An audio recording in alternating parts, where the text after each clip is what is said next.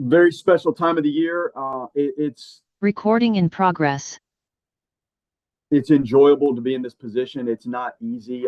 You see this back-to-back years here. It is not easy to be in this position where you're hosting these events. You look at the landscape across the country and how challenging it is to stack. You want to stack good seasons, and I'm proud of the guys. It's a new team. We lost a lot off of our roster, clearly, and we had some guys that were here that have progressed, and you try to add and build the best you can. So I'm proud. When the dust settles, you're here again.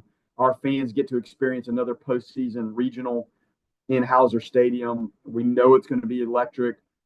Bethune is an exceptional team. Northeastern is an exceptional team, and Mississippi State's an exceptional team. This is tough. You can throw all the RPI stuff at me, anything you want. This is tough. These are really good teams. They're very different. Every one of the teams are different that we will potentially have to deal with. Bethune's dynamic. All three of these teams really pitch well. I think two of the three are in the top in the country in base on ball to strikeout ratio. Very capable. Older. These are older teams. These are teams that have been through the scheduling situation. Bethune played a really good schedule. They've been here before. They're a veteran team. They've got 128 stolen bases. They got a bunch of home runs. They have a variety of arms. I think we'll see a right-hander that really commands it well, but throws 3 pitches, and he's chewed through some people.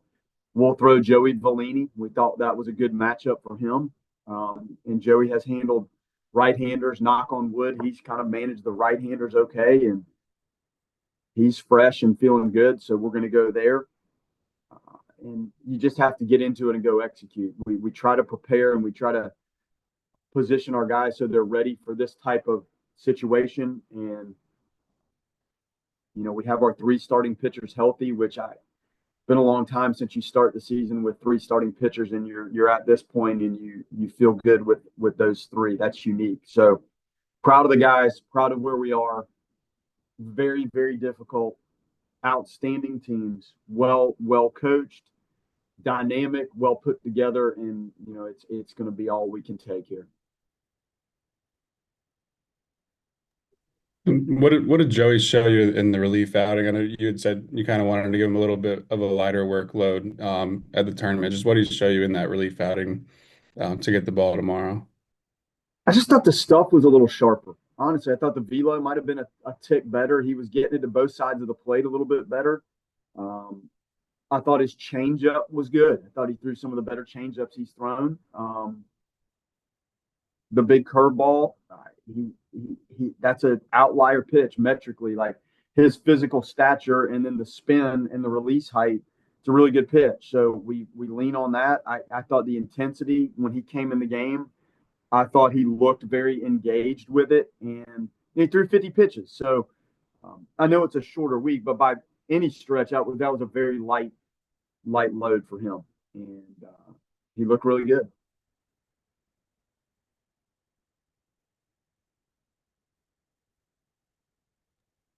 You'd have Jamie go game 2, just to confirm. Jamie will go game 2. How I don't know, I guess from past experience, this is how you often do things. I know you haven't before hosted many, if any, regionals as a head coach.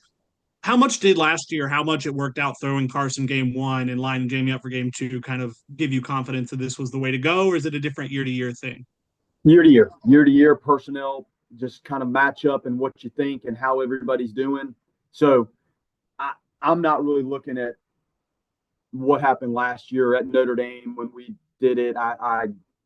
You kind of just have to go with what you think is best for that particular team. And I'm not leaning on any previous experience. We thought this was the best thing to get into the event, and that's why we're doing it. Whether it worked or last year, that really didn't impact like how we're approaching this one, honestly. Same thing at Notre Dame.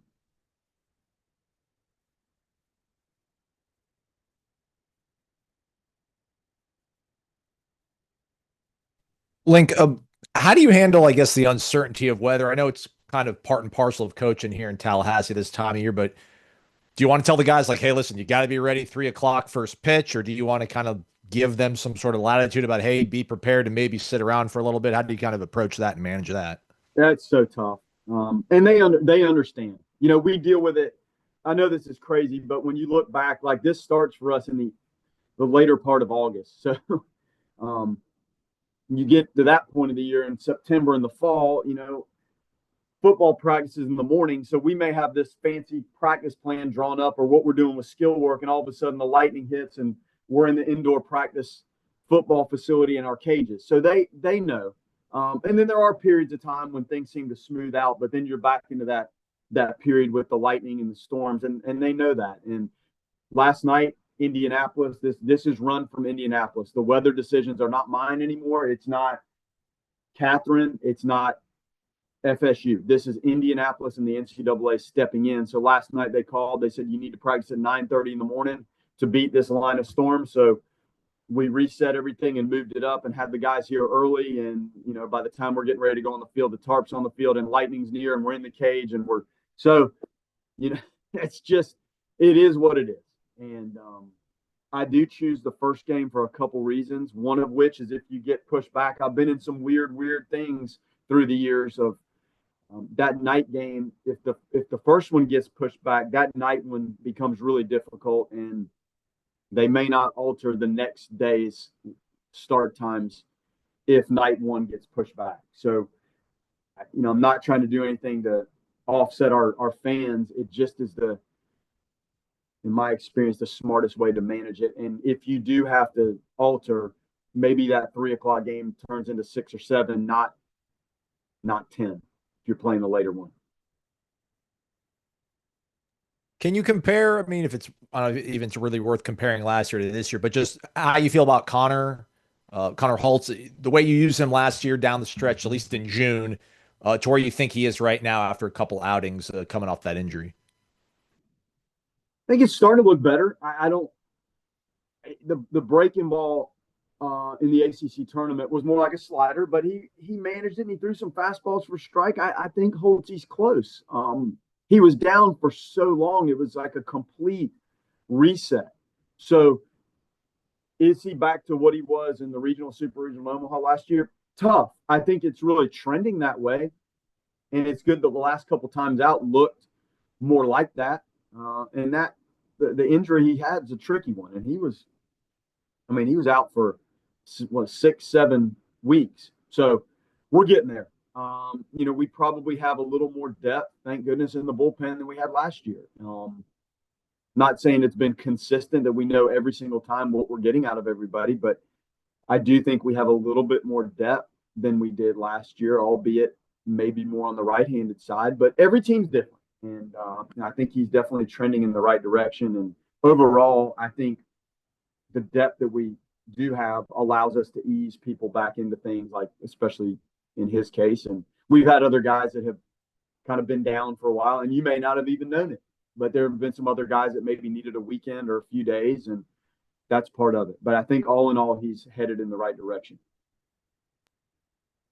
I know I guess the only team you're guaranteed to play is Bethune Cookman, but what have you seen looking more into Northeastern? Obviously, I mean, the win streak they're on speaks to playing a certain level of consistent baseball, and Mississippi State kind of looks like they've been a bit of a different team since they made the coaching change. Well, Northeastern, when you've stolen 200 bases, just unbelievable savviness on the bases. They're older team. They're gritty. They play really well, really hard. They pitch. They pound the strike zone. Like, they're not giving you a lot of opportunities via the base on balls or any of the extras. They play good defense. They're athletic, and they have good arms. The roster's put together really well. Mississippi State, very dynamic. One of the best bats in the country. Their third baseman, as good as any hitter you'll see. Very capable arms. Both of those teams are in the top in the country in the strikeout to walk ratio, which is hard to do when you're over 3-1 in those categories. The command and the attack of the strike zone stands out. Mississippi State, maybe a little bit more of the extra base hit side of things, where Northeastern really does so many things on the bases that are disruptive and good. And Bethune is a combination. Bethune stolen I think they're up about 130 stolen bases, and they've hit almost 90 home runs and good batting average and older. So, man, any way you slice it, you have to try to get through game one, and then you turn your attention and game plan and do everything you can do to prepare for whoever it is in game two. But this is tough. I thought last year's draw was really tough, and this is equal to or greater than that difficulty. I really believe that. Those are tough draws.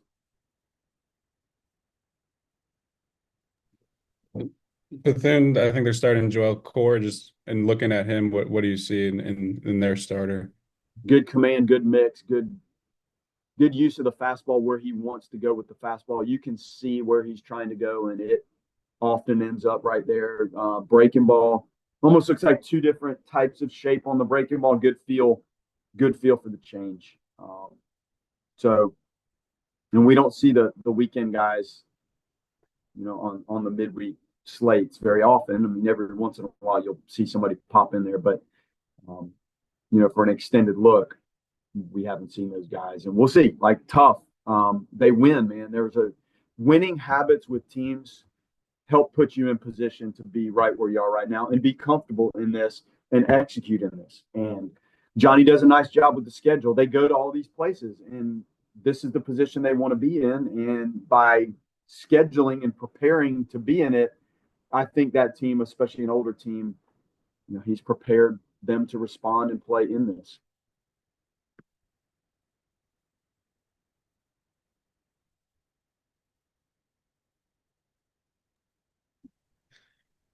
Just with the amount that these teams do run, just how do you try to prepare for that? I guess do you work more on the base running stuff with the defense, or is it just kind of letting them know in the game plan and of the approach to it of how much those teams can run?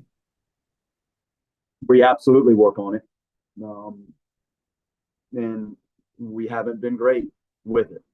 So we're trying, and I like this week. It's the ebbs and flows of what you deal with as a coach when you go through the season. You feel like you come out of the gates and you've got 4 or 5 good weeks of practice, and you got everybody in your scrimmaging, so everybody's involved, and there's so many reps and there's so much going on, and you can throw the base runners out there and you can create what you want. Then when you get into the season, the days of grinding through some practices and really doing some things that you might have done in the fall of the preseason, it's difficult.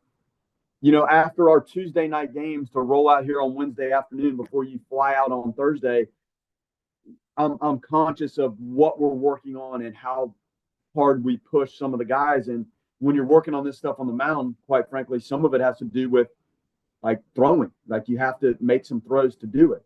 So there was a good pocket this week where we could work on some things that had been on my mind, but sometimes it's tough to grind into that. And I don't mean to use the word grind like I'm running these guys into the ground, but there's things coaching wise that we need to touch on and improve on. And I hope that this week provided a runway to be a little bit better at some of the things that we haven't maybe managed as well in the later part of the season.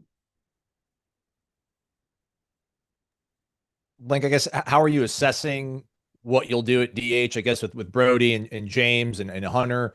How much of it will be what you've seen like the last 48 hours? How much of it is just what you've seen the last, 4 months? Probably more the last 4 months and what we think the right maneuver is against this arm. That's kind of where we'll lean. And, that spot, if you are just talking DH, it does give you some versatility and maneuvers that you can make. So I'm not completely set on that just yet. The rest of this day we'll kind of, as a staff, dive in a little deeper. We didn't know who they were throwing until this morning. So, but I do think we have some good options, and DeLamalure and Hankerson and Carnes, and that group has delivered for us as a whole. Like, when you bunch it together, like, there are 3 freshmen, right? That's and I sit there and watch this every day, and you have to put your crystal ball glasses and look, okay, where is DeLamalure in a year or two? Where's James Hankerson? Like, think about the trajectory of this, and it's fun because you've seen some of the big key knocks and home runs and things these guys have done. It stood out. So any way we go, I'm pleased with the progression and that body of work from that group. And if you bunch it all together and say these are your DH stats, it might look different than when you just say here's somebody hitting 250 with 6 home runs, and here's somebody hitting 270 with 6, and here's somebody hitting 300 with 2. Like it might look better, but that's the beauty of the DH spot. You can make in-game moves easier than you can maybe at a position.